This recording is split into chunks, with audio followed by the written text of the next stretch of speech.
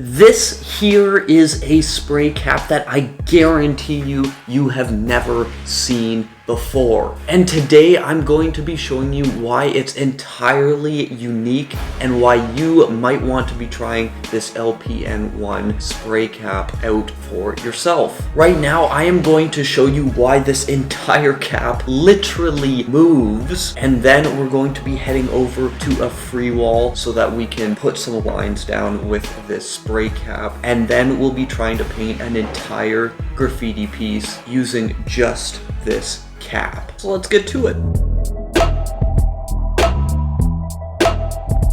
Okay, so here is what you need to know about this spray cap before we start testing it out. This cap is like nothing you have ever worked with before. The top of the cap around the ring actually separates from the plastic so that you can rock the cap backward as much as you want, which will help you get any size lines that you want. Now that effect can be achieved with a lot of other normal spray caps, but this spray cap is made out of some much more flexible polyplastic, and it's separated at the back so that you have full control over that feature, and that's what we want. The control is what will make this cap versatile. It's described by Matt over at everydamnsunday.com as operating similarly to how an airbrush trigger operates, if any of you are familiar with that. So now that you guys are probably just as eager as I am to see how this cap actually sprays, we are gonna head over to a free wall, throw some tags up, get used to this cap a little bit first, and then we are going to try and do an entire graffiti piece with just these caps. I will see you over there.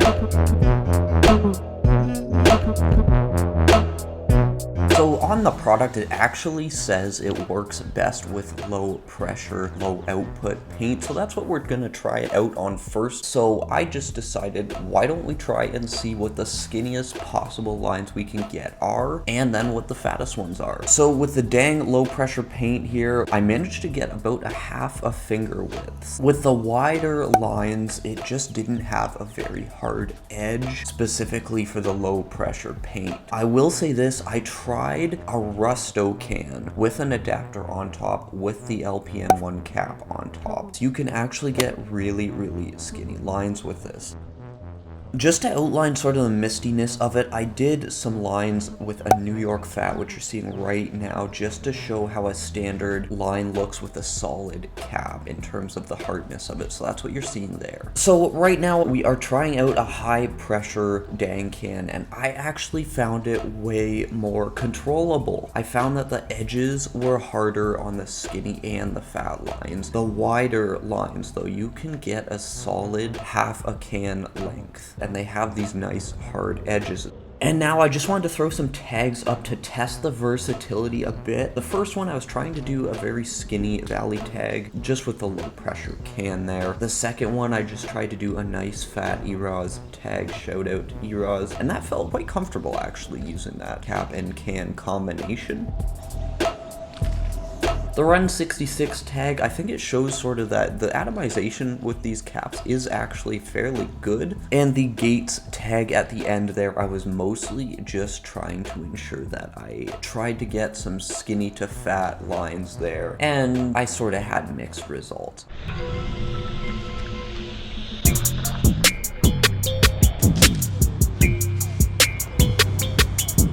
Yes, it is that time. We are starting this scrap can piece where I'm using a lot of different spray paint brands on purpose, because that's going to be the best way for me to help you guys figure out if this is a kind of cap that you want to try out for yourself ultimately.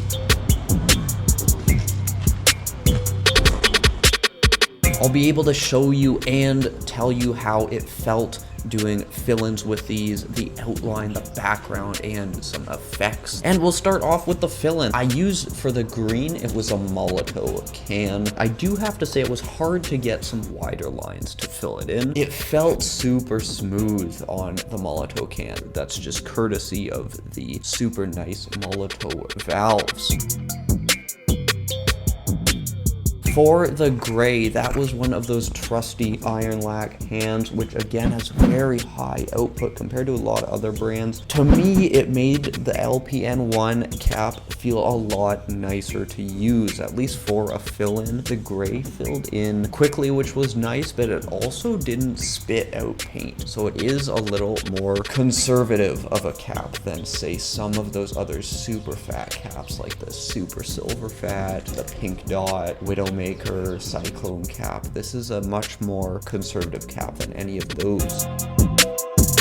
So the 3D and the outline, which I did in the same sort of 3 pastel light yellowy colors for a light source type thing, I was using low pressure dang paint for. So those are obviously the first things that you really need precise lines for. I was getting quite a bit of mistiness with the thinner lines, but I'm assuming that most of that is just because lighter colors tend to do that.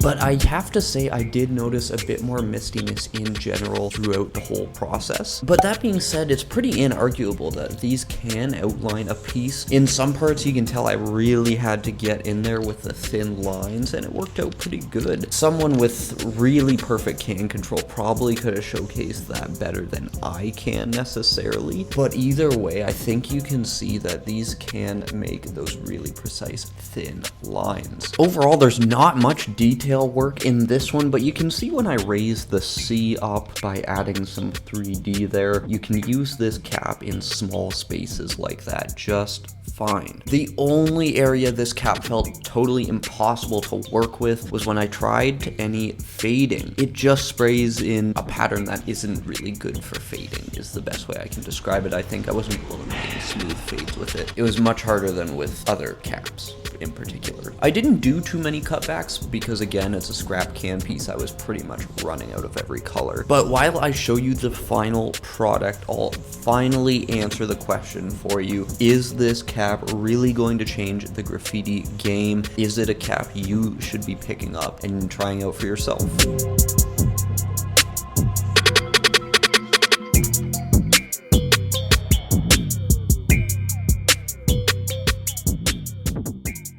Look at what I realized these can do.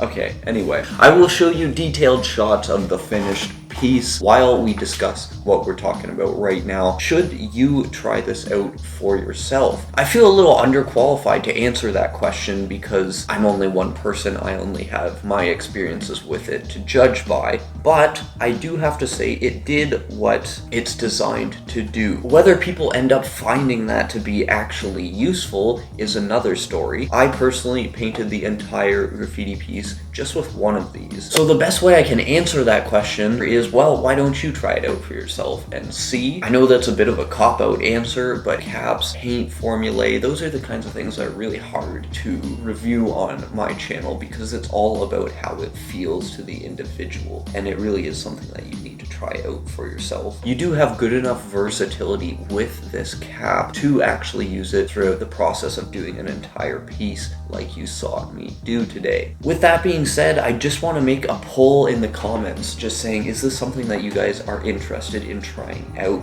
Just leave a comment, yes, I'll try it, or no, probably not, and why, and maybe that'll help us gauge where the graffiti community is on topics like this, new caps, new gadgets on the graffiti market. Is this something that graffiti artists are looking to use? If you're interested in the dang paint that I was using to paint the majority of that piece, then I will link the review of the high flow paint on screen now. So if you want to know more about that particular paint, just check that video out. The full review is what that is, and it'll tell you everything you need to know. I hope to see you over there soon. Until the next one,